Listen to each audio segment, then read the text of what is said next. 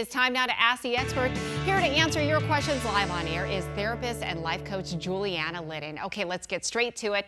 Bobby from Mesa says, I find that I can fall asleep, but I can never seem to stay asleep. Is there a supplement that can help? That is so my problem right now these days. So my problem. I think the older we get, we have more of that problem, right? Yes. I have found, and some of my clients have recommended, magnesium. Oh. There is something called Calm. Oh my gosh, I take that. Okay. Yes. Okay. Does that? It's a little hit or miss. Yeah. Last night was a hit. Okay.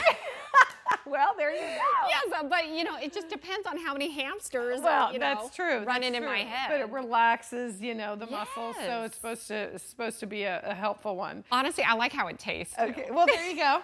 And maybe it's a little in your mind, right? Right. It's going to work. It's going to work. It's all up here. Okay. Amy from Phoenix says, how can I get my kids to go to bed on time? Story of my life. Yes. And so many other parents out there, right? Everybody. I mean, that is the most difficult thing. But here's the thing.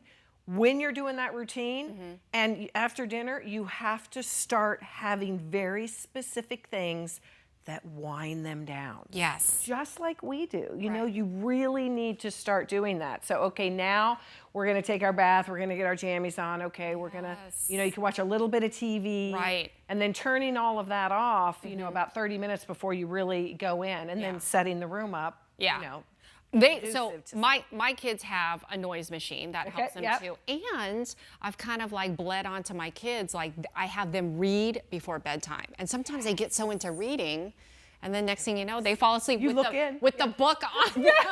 Yes. Yes, so that works too. Yes. Okay. So true. Barbie Hanser from Phoenix. Do sleepy time herbal chamomile teas help as a sleeping aid? That's so funny she said that, because I was thinking about it on my way here. I love a sleepy time tea. Now, if you go to some of the tea markets, they even will have some stronger ones like valerian root. Oh, yes. Yeah, and it's really, really good. But they have a variety of sleepy time, different than just the grocery. And I'm telling you, they're good. Okay. You know what? I'm going to add that to my calm. Okay, there you go. Thank you. Okay, Derek and Jimmy from Scottsdale say, my favorite tip to falling asleep is to focus on breathing in through your nose and out your mouth over and over again, and then repeat. Wow. Well, I was just so much, say, Derek and Jimmy. I mean, no kidding. And you know what? So true. Because especially when you, like you're saying, you wake up in the night. Right. Breath is everything. It is. Everything. Even with stress. It's the conduit to yes. calm, right? I mean, think about even when we're giving birth, right? Yeah.